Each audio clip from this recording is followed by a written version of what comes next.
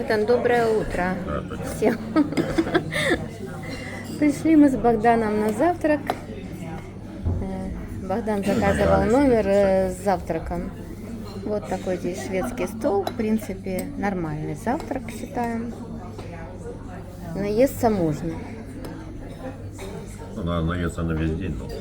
Но Не, день не на весь день не наешься. Мы только с завтраком брали. Ну, ничего, так хорошо. Уж завтрак должен быть так, что на весь день. Да. Утро. И мы с Богданом вышли на прогулку в городе Обан. Подойдем сюда.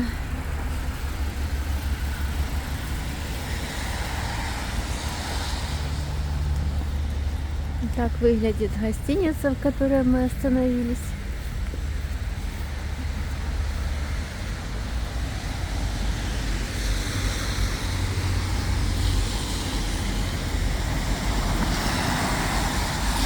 На какое-то мгновение прекратился дождь. Я говорю, на какое-то мгновение прекратился дождь. Слава Богу.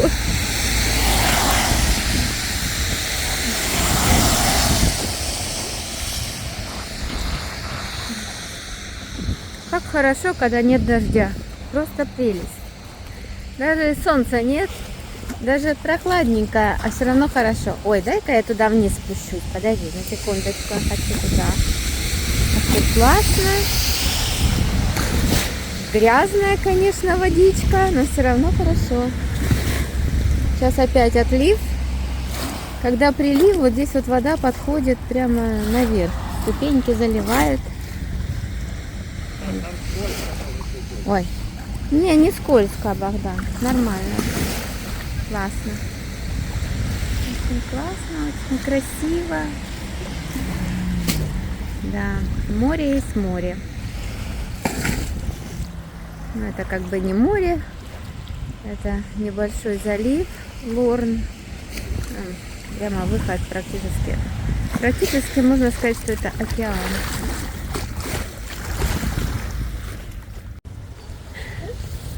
Как хорошо, когда нет дождя. Это не так ценится, когда его часто нет. Когда он идет практически постоянно, и вдруг его нет, это такая прелесть. Это просто прелесть.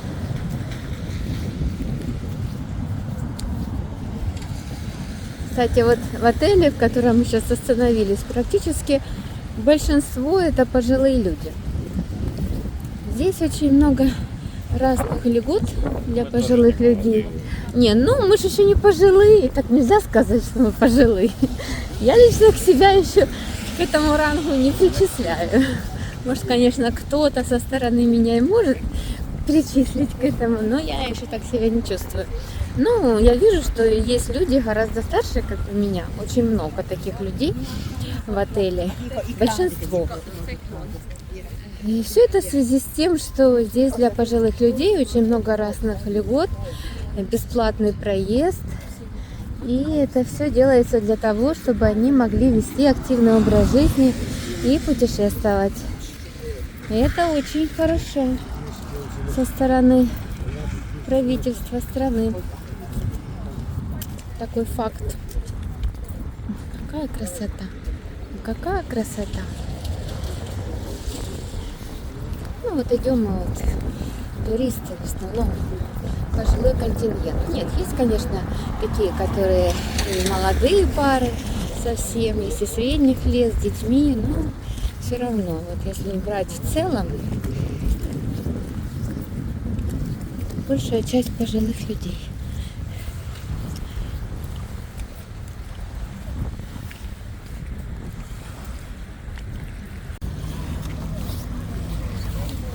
Наша Мишелька, она перед отъездом у нас приболела, выявилась у нее одна нехорошая болезнь, не буду говорить какая, но как-то так вроде чувствует себя более-менее нормально.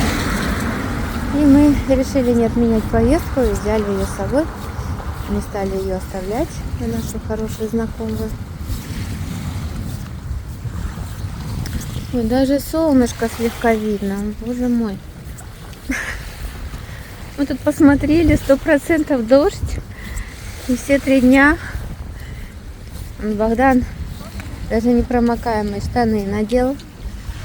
Я пока их не стала одевать, хотя мы взяли с собой. Такие штаны для меня тоже.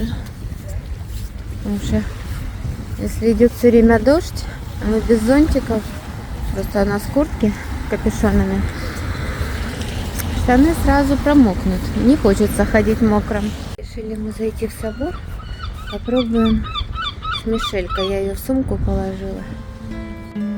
Итак, мы с Богданом решили зайти в собор, который называется Сен-Колумбас Кафедрал. Выглядит он достаточно мощно. Огромные стены, башни, все из серо-розового и синего камня. И сразу чувствуется, что это что-то важное и значительное. История у него интересная. Сначала на этом месте вообще стояла временная церковь из металла и дерева. Ее построили еще в 1800-х годах, но она простояла дольше, чем планировали, аж более 50 лет. Люди даже прозвали ее «Жестяной собор». А вот строительство настоящего Большого собора началось только в 1932 году. Архитектором был сэр Гейлс Гилберт Скотт. Если вы не знаете, это тот же человек, который придумал знаменитые красные телефонные будки и Ливерпульский собор, то есть звезда архитектуры. Строили собор долго, почти 30 лет. Сначала потому, что не хватало денег, потом из-за Второй мировой войны. Но несмотря на все, собор открыли уже в 1934 году. Правда, еще не до конца готовым, а полностью его завершили только к концу 1950-х.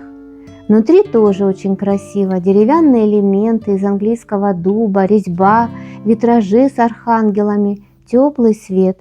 И что интересно, часть этих витражей еще с самой первой той жестяной церкви, так что в этом здании сочетается история и современность. Еще один интересный факт. Во время строительства нового собора старую церковь не снесли сразу, а просто начали строить вокруг нее, и службы шли прямо внутри старого здания, пока вокруг возводили новое. Когда заходишь внутрь собора, сразу чувствуется спокойствие и величие. И если немного остановиться и присмотреться, там можно заметить очень много интересных деталей.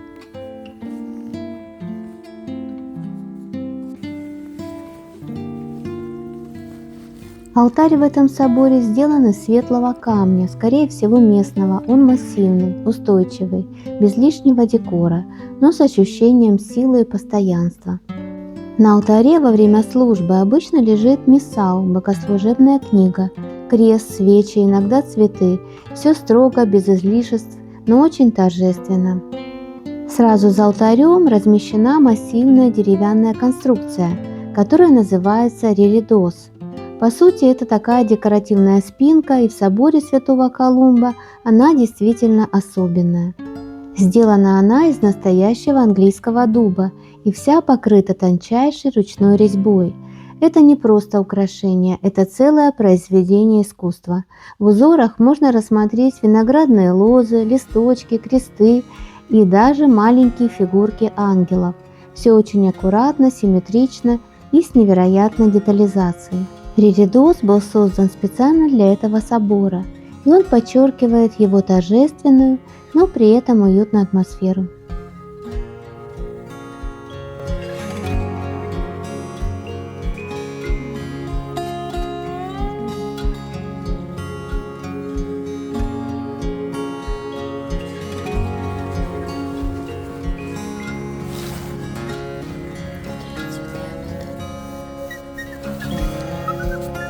Недалеко от входа в собор стоит купель, сделанная из полированного мрамора. Она круглая, тяжелая, стоит на колонне и выглядит просто, но достаточно мощно. Видно, что ей уже много лет. Так что, если будете в Обане, обязательно загляните в этот собор. Даже если вы не религиозные, здание само по себе настоящая архитектурная жемчужина. Особенно красиво оно смотрится на фоне залива.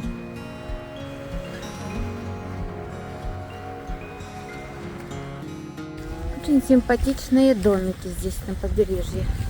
Но в основном это хостелы или гостиницы частные. А так вообще, конечно, хорошо такой домик иметь с таким прекрасным видом. А в погожий день, так это вообще можно, не знаю, от такой красоты можно с ума сойти. А нет, тут домик, сдавать его. Ой, ну да. Пускай люди платят дорогу. Да, поэтому в связи с этим и говорят, что это город миллионеров. Здесь очень много туристов приезжает в этот городок. И Такой домик, конечно, стоит не Вон. 1 миллион. Купить. тоже какой-то Ленбарн Хаус. Какой-то гостиничный домик. Поэтому написано, что вакансий нет, видишь. Тут все занято. Вакансий нет для работников или Пустых мест. пустых мест нет. Ну да. Какая прелесть. Прохладненько, конечно. Сколько там сегодня? Градусов 13. Лето. Ну ничего. Хоть нет дождя пока что.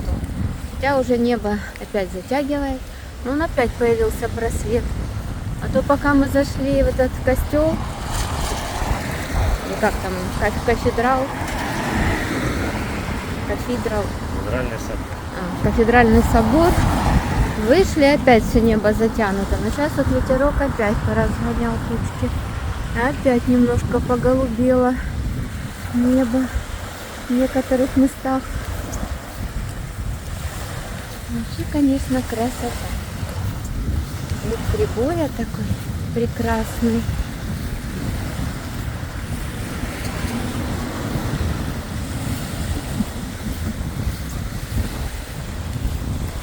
Куда-то идем, Богдан куда-то ведет, а я иду за ним следом.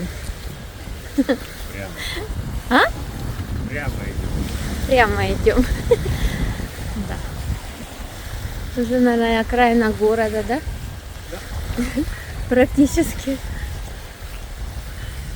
А вон, смотри, какое вот место милое. Не знаю вообще. Какая-то избушка на берегу и елки. Как симпатично выглядит вообще.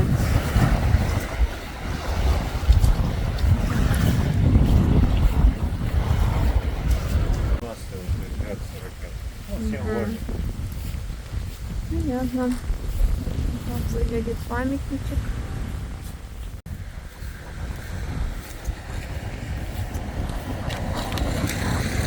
Что это за островок такой? К нему катера не плавают. Туда, наверное, на лодке можно приплыть. Или на матрасе. Матрасы самое Ну что? так, чтобы потом принесло в океан, так уже, чтобы никто и не нашел. Ну да.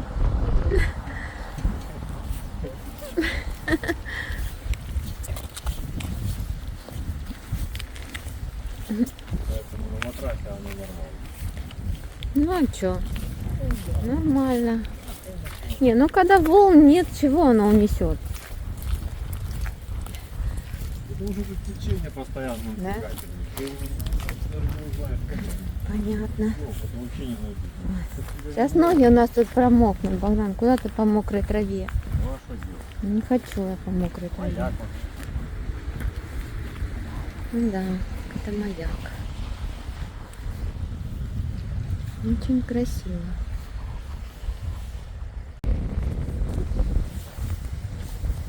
Шелька меня потеряла. Маяк такой интересный. Шелька замерзла, надо было и свитерок взять. Все взяла. Радуга. Ой, какая красота! Действительно, радуга. Классно, Богдан. Это ж вообще какая прелесть.